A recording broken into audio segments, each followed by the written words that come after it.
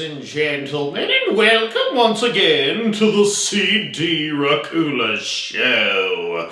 Today's show, we will be taking a look at a little baby as we review the 1968 film Rosemary's Baby. A goody, a 60s film. I don't think I've done an episode on a film from the 1960s before, but here we are, and here we go.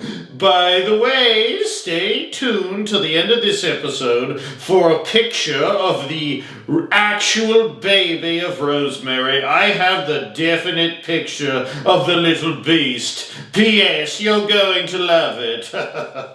This Roman Polanski film proves that you don't need a whole lot of special effects to have a good horror movie. The movie was really cool because it relied solely on great acting and a great story to boot to bring it to the promised land. Before we continue here with the show, if you could, if you would, and you certainly should, leave me a comment on what movie you think is still a great horror film, despite little to no special effects. Blair Witch Project is a pretty good example of that to me. I did an episode on Blair Witch Project. I'm just curious to see what you guys think. Rosemary's Baby was the very definition of slow burn horror, and I didn't hate it one bit. It's a very basic story of a young couple, Rosemary and Guy, moving into a New York City apartment building with a dark and seedy past. I have a dark and seedy past. Once moved in, the couple find that their elderly neighbors are a little more than they seem, as they slowly integrate themselves more and more into the lives of Rosemary and Guy. Rosemary becomes pregnant, and she suspects that her baby is being coveted by a group of satanic witches. Rosemary, of course, played by the great Mia Farrow in this film, is a person you just feel sorry for. She just seems like the sweetest person in the world, and is surrounded by all these sinister people, you know. When you knew Rosemary was really going through some stuff. When you know she was really just going through it. When she cut her hair into that little, Karen haircut. I tried that haircut once when I was going through a dark time. It looked pretty darn good on me, to be honest. At least at the time.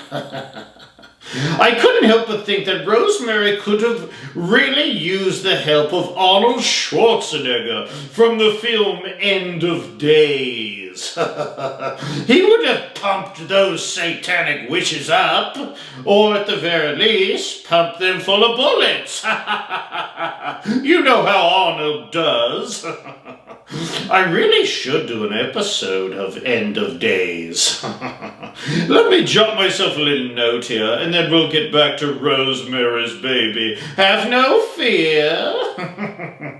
Note to self, review End of Days, and stop inviting the clown over for my birthday. He keeps scaring away all my guests. I'd take the satanic witches over a clown any day. Oh, by the way, did you guys know that Mia Farrow was also in the 2006 film, The Omen, or another film featuring the Antichrist? That's interesting. Rosemary's husband in this film, Guy, is a guy you just love to hate, don't you? He just seems like a jerk, trading his wife and baby away like they were Chuck E. Cheese tokens, just to better his little acting career. Whoop-de-doo-dah. What a scumbag he was to poor little Rosemary. Worst Husband of the Year award goes to Guy. One of the biggest scenes of this film, and one of the most memorable, is when Rosemary is drugged, then raped by the devil. You see the devil's eyes in his gross little hands, and that's pretty much the only time you see him. The weirdest part about that scene was that you had all these old Satanists. They were witches too, I guess. I don't know. And they were also all naked. Why did they have to be naked? Did they have a meeting about it? One guy at the Satanic Witch meeting is like, hey, you know what? I think we should all be naked.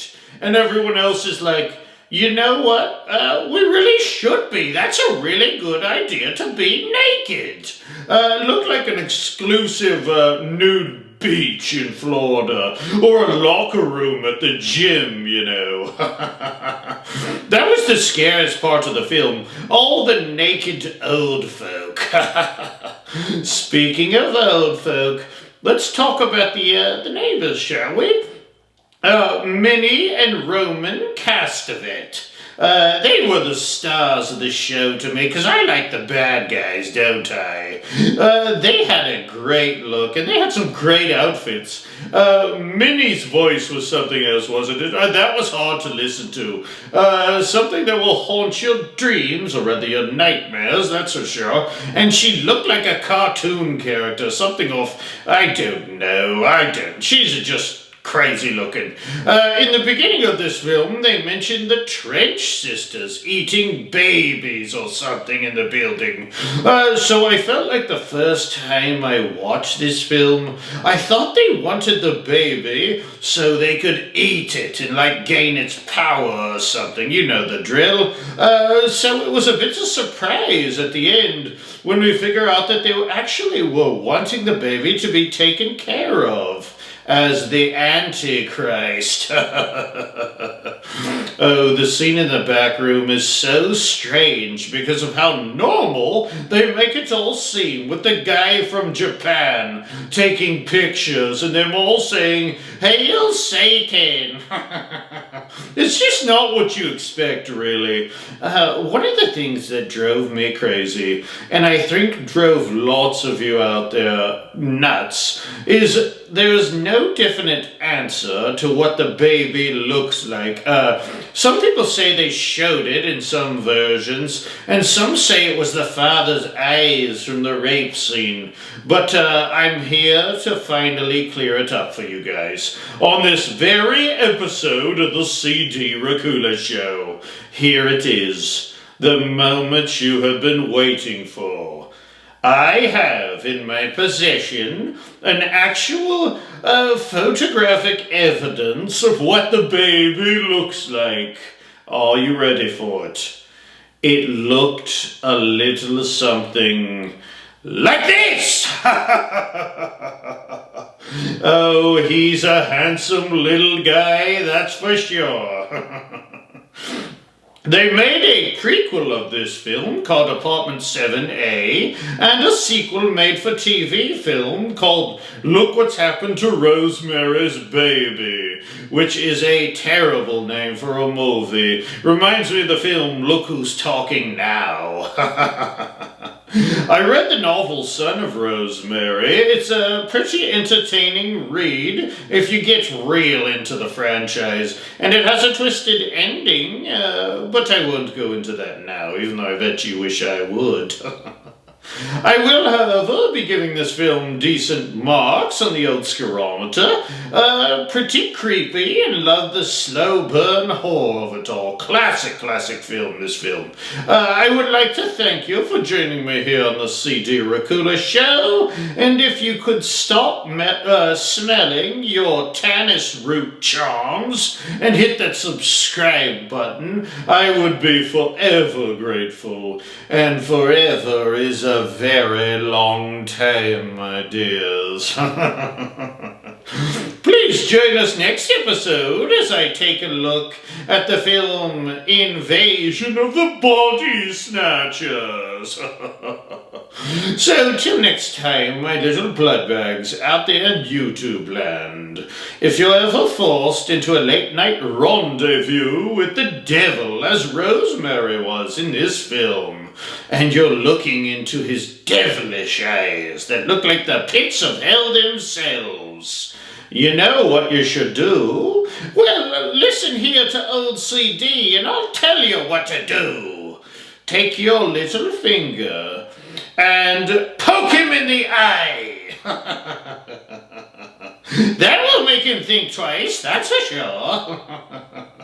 Bye-bye now. Bye-bye.